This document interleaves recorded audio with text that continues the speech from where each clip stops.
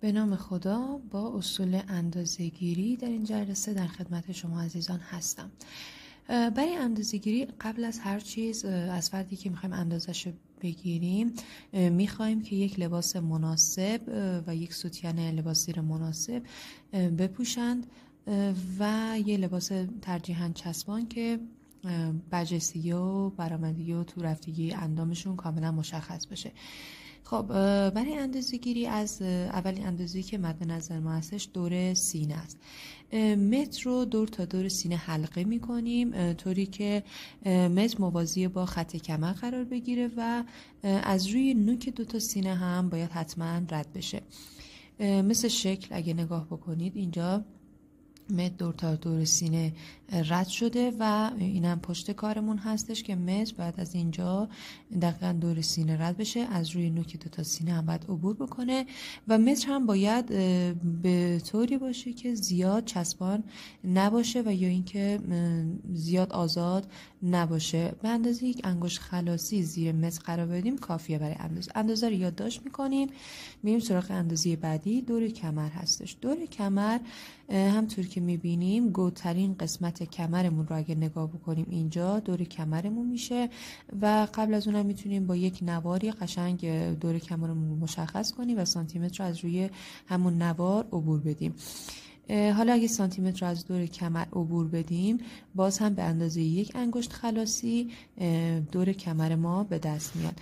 اندازه بعدی دور باسن هستش. ما دور باسن به این صورت هستش که زیر قسمت تقریبا زیر کمر، زیر خط کمر حدود شاید 20 سانت پایین تر از خط کمر که همون اندازه فکر کنم اندازه طول باسن که باشه تقریبا 20 سانتی متر هست.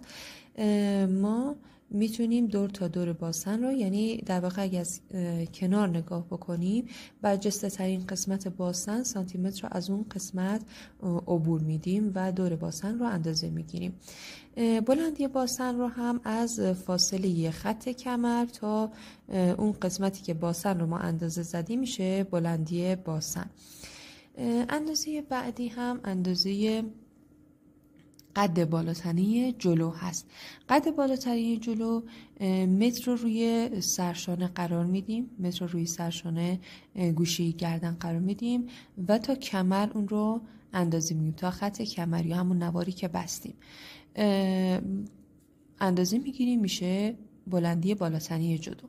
اما ما توی این الگوی متریک یه قد بالاتنی پشت رو هم که داریم و اونم میایم از قسمت آخرین مهره گردن پشتمون رو در نظر میگیریم تا روی خط کمر سانتیمتر رو قرار میگیریم و اندازه رو یادداشت میکنیم، میشه قد بالاتنی پشت.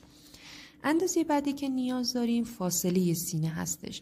از نوک این سینه سمت راست تا نوک سینه سمت چپ میشه فاصله دو تا سینه و بلندی سینه داریم. باز هم متر رو روی گوشه گردن قرار میدیم، قسمت سرشانه، و تا روی نوک یکی از سینه ها میشه بلندی سینه من. اندازه بعدی که مورد نیاز ما هستش کارور جلو هستش. کارور جلو متر رو روی بدن در محل اتصال بالاتنه با این قسمت آستین یا همون بازومون در نظر میگیریم.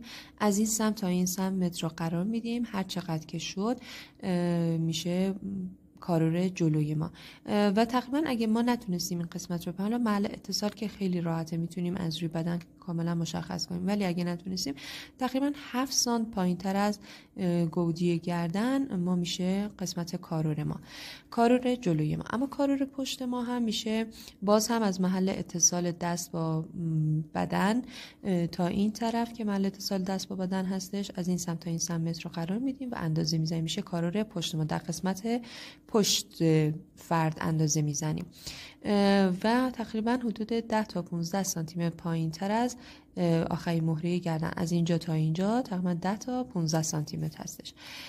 اندازه بعدی که ما در نظر میگیریم دور گردنه. متر رو به این صورت دور تا دور گردن عبور میدیم و در قسمت جلو کمی به سمت پای میاریم، حدود مثلا 1 انگشت فاصله